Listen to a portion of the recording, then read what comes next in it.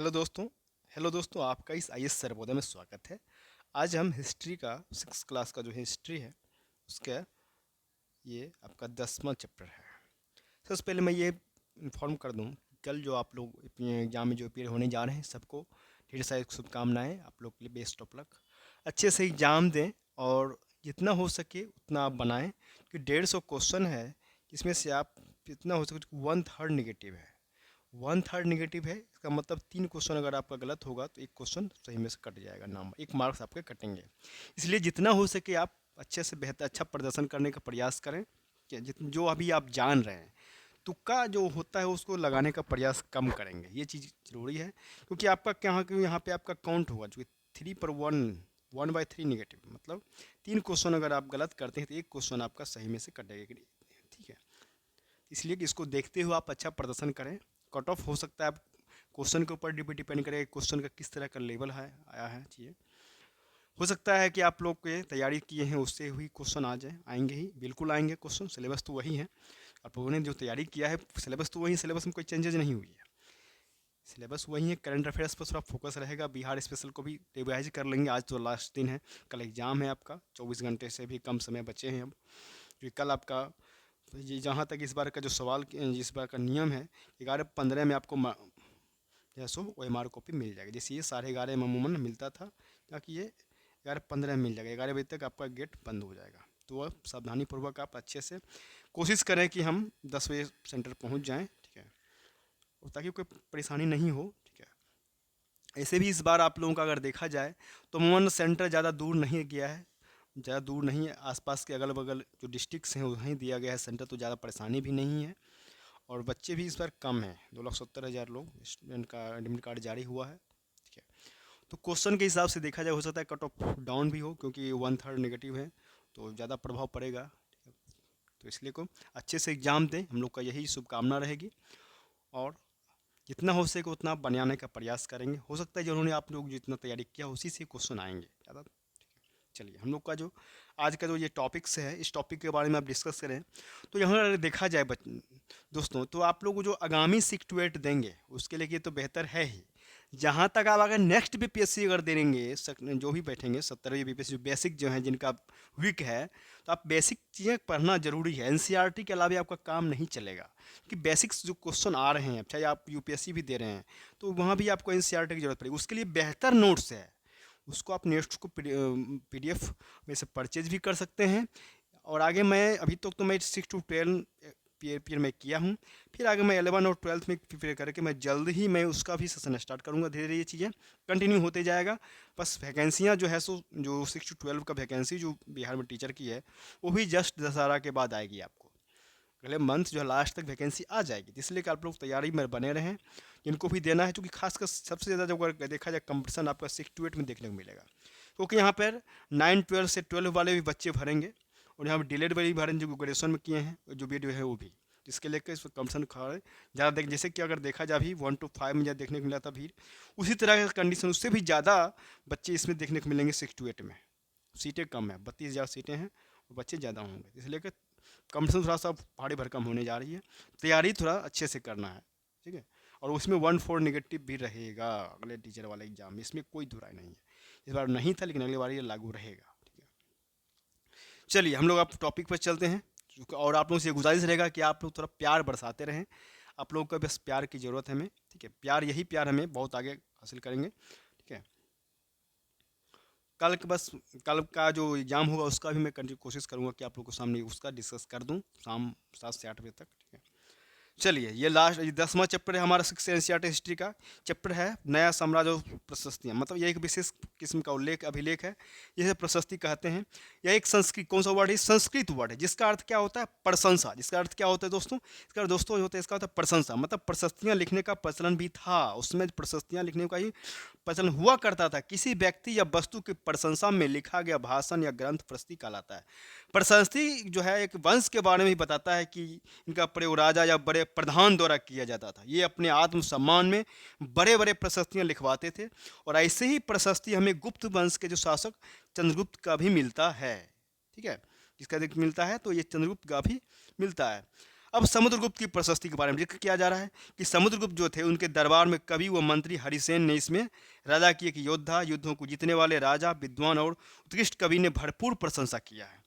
समुद्रगुप्त जो थे वो महान विजेता थे, कुशल प्रशासक, दूरदर्शी राजनीतिक भी नहीं था, बल्कि वो साहित्य और कला प्रेमी सम्राट हुआ करते थे। वास्तव में अगर देखा जाए समुद्रगुप्त जो थे वो अद्वितीय व्यक्तिगत गुणों वो विभिन्न साधारण योग्यताओं से परिपूर्ण था।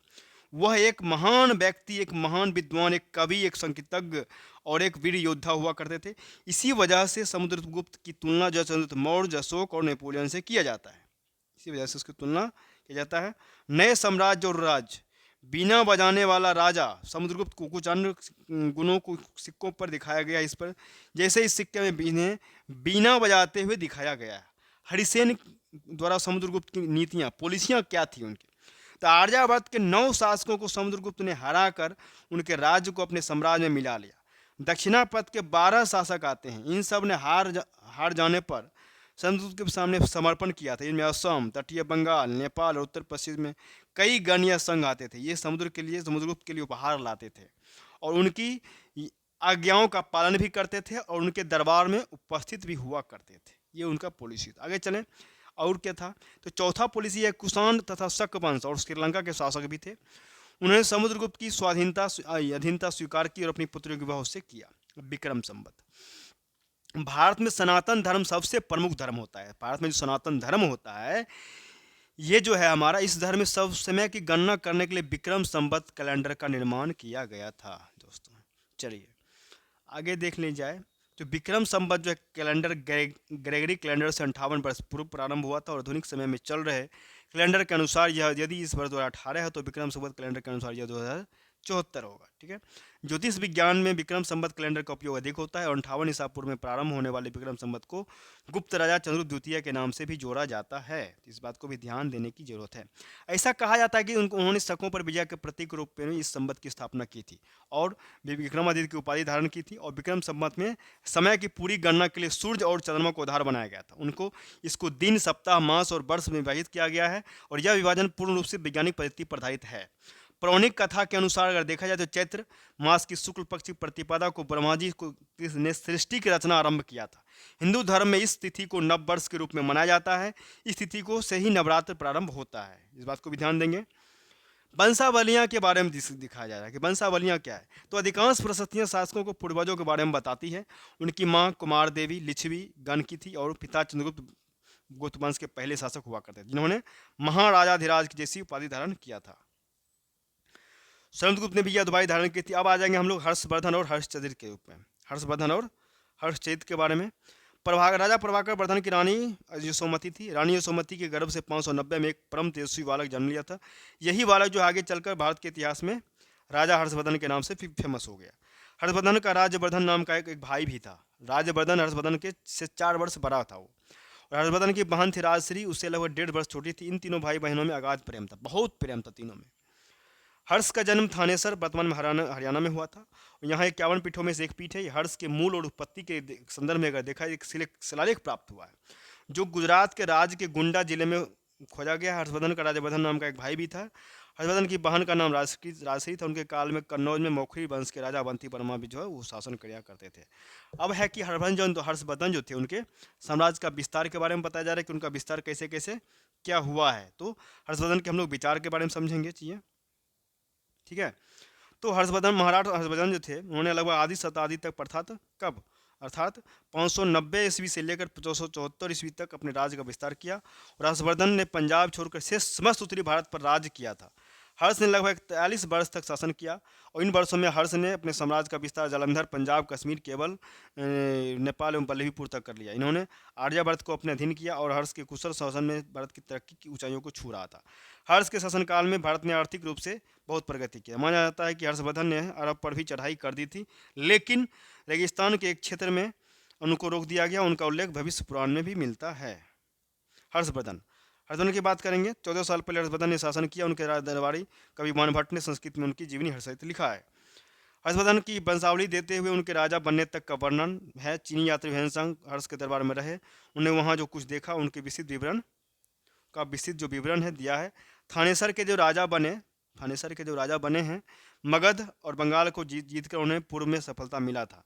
दक्कन की ओर बढ़ने की भी कोशिश की, तब क्या हुआ थी, चालुक्य नरेश पुलकेशिन द्वितीय ने उन्हें जाके वहाँ रोक दिया वो। अब यहाँ पे बात करेंगे नया साम्राज्य और राज्य के बारे में। तो हर्ष जो है माना जाता है कि सम्राट हर्षवर्धन की सेना में 1 लाख से अधिक सैनिक हुआ करते थे। यही नहीं, सेना में 60,000 से अधिक हाथियों को भी रखा गया था।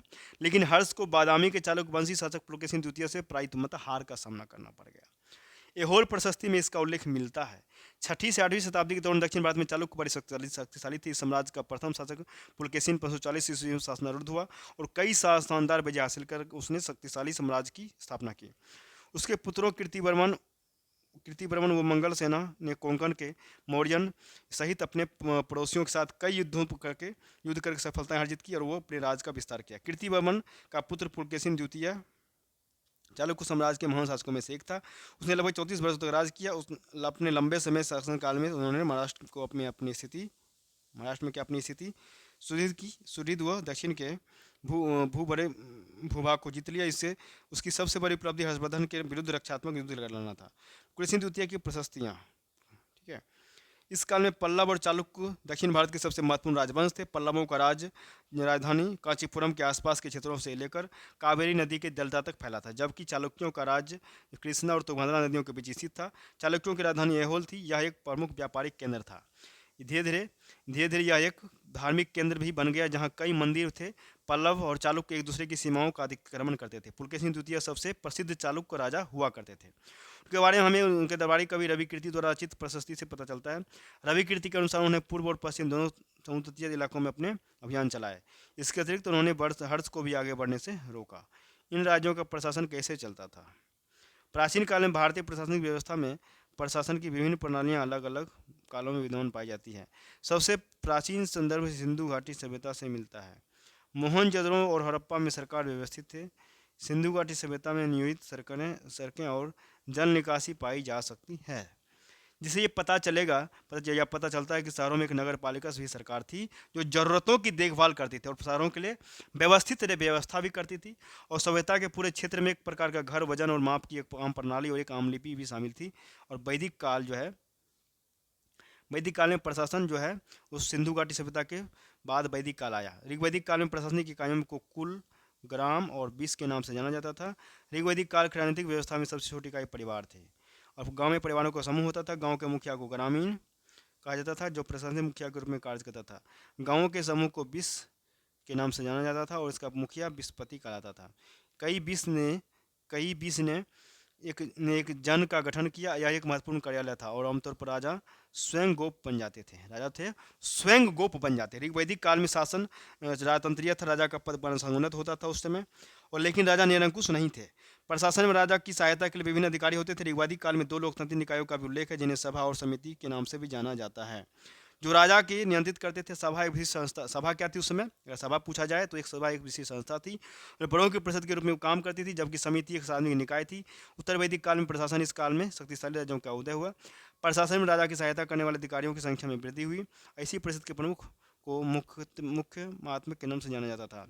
स्थानीय सरकार की जिम्मेदारी विशेष मंत्री को सौंपी गई थी। न्यायिक प्रशासन का मुखिया एवं स्वयं राजा था, या जिसे अन्य अधिकारियों द्वारा सहायता प्रदान की जाती थी।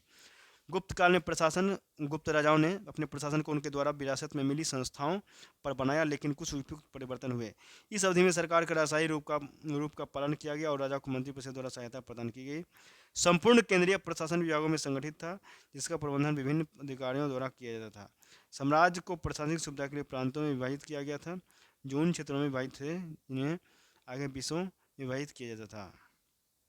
सबसे छोटी प्रशासनिक इकाई ग्राम थी, जिसका नेतृत्व ग्रामीण करते थे और उनकी सहायता के लिए ग्राम सभा होती थी। राजपूत काल में प्रशासन, इस काल में शासन का प्रचलित स्वरूप राजतंत्रीय था और राजा की सहायता से के लिए वहाँ एक मंत्री परिषद भी हुआ करती थी। राज्य को छोटी छोटी इकाइयों में विभाजित किया गया था, बांट दिया गया था और इस अवधि के दौरान ग्राम पंचायत पर लोकप्रिय नियंत्रण कम हो गया था और उनका महत्व भी कम हो गया था। प्रशासन के प्राथमिक कई गाँव होते थे, लेकिन धीरे धीरे कई बदलाव हुआ वहाँ। कुछ महत्वपूर्ण प्रशासकीय पद मानसिक बन गए। कभी कभी एक ही व्यक्ति कई पदों पर कार्य करता था। वहाँ के स्थानीय प्रशासन में प्रमुख व्यक्तियों का बहुत बोलबाला था। एक नए प्रकार की सेना। कुछ राजा अभी भी पुराने राजाओं की तरह एक संगठित सेना रखते थे, जिसमें हाथी, रथ, घुड़सवार और पैदल सिपाही होते थे। इसके साथ साथ सेना नायक भी होते थे, जो आवश्यकता पड़ने पर राजा को सैनिक सहायता दिया करती थी। इन सेना नायकों में कोई नियमित वेतन नहीं दिया जाता था, बदले में इनमें से कुछ को भूमि दान दिया जाता था। दी गई भूमि से ये कर वसूलते थे, जिससे क्या होता था कि वे सेना और घोड़ों की देखभाल कर सकते थे। साथ ही वे इससे युद्ध के लिए हथियार जुटाते थे। इस तरह के व्यक्ति सामंत कहलाते थे। जहाँ कहीं भी शासक दुर्बल होते थे, ये सामंत स्वतंत्रता होने की कोशिश करते थे। दक्षिण के राज्यों में सभाएं, पल्लवों के अभिलेखों में कई स्थानीय सभाओं की चर्चा है। इनमें से एक था ब्राह्मण भूस्वामियों का संगठन, जिसे सभा कहते थे। ये सभाएं उप समितियों के जरिए सिंचाई, खेतीबाड़ी से जुड़े विभिन्न काम, सड़क निर्माण, शासनीय मंदिरों की देखरेख आदि का काम करती थी। पल्लवों के शिलालेख में कई स्थानीय सभाओं का उल्लेख है। इनमें सभा भी शामिल थी जो ब्राह्मण जमींदारों की एक सभा थी। यह विधानसभा उप समितियों के माध्यम से कार्य करती थी, जो सिंचाई, कृषि कार्य, कर सड़क बनाने, स्थानीय मंदिरों आदि की देखभाल करती थी। और एक ग्राम सभा थी जो उन क्षेत्रों में पाई जाती थी जहां जमींदार ब्राह्मण नहीं थे। और नागरम व्यापारियों का एक संगठन हुआ, मतलब नागरम जो था उसमें व्यापारियों का संगठन हुआ करता था। इन विधानसभाओं को अमीर और शक्तिशाली जमींदारों के व्यापारों और को द्वारा नियंत्रित किया जाता था। नगरम व्यापारियों का एक संगठन का नाम था। संभवतः इन सभाओं पर धनी और शक्तिशाली भूमि स्वामियों और व्यापारियों का नियंत्रण होता था। कालिदास जो था वह अभिज्ञान शाकुंतलम। नगरम एक वाणिज्यिक शहर है जो चोल प्रांत में वस्तुओं और सेवाओं के अधिक व्यापार, बाजार पर उन्मुख आदान प्रदान में शामिल है। यह वाणिज्यिक लेन देन पर करों के संग्रह में भी शामिल था और चोल राज्य की नाडु इकाई के भीतर व्यापार पर हावी विनिमय के अपने समुदाय के लिए नियमों और विनियमों की स्थापना की। ठीक है, आगे हम लोग चल रहे हैं इसके क्वेश्चन के ऊपर। क्वेश्चन आप लोग तैयार कर लेंगे चीज़ें। ठीक है, जैसे कि देखा जाए, कहा जा रहा है, इसे 3 लेखक का नाम लिखो जिन्होंने हर्षवर्धन के बारे में लिखा है। कौन कौन लिखा है? बाणभट्ट, रवि कीर्ति और स्वयं संग। इस युग में सैन्य संगठन में क्या बदलाव है, तो इसके बारे में जानकारी है, देख लेंगे चीज़ें। इस काल की प्रशासनिक व्यवस्था में तुम्हें क्या क्या चीज़ें नहीं दिखती है? बहुत अच्छा क्वेश्चन है ये।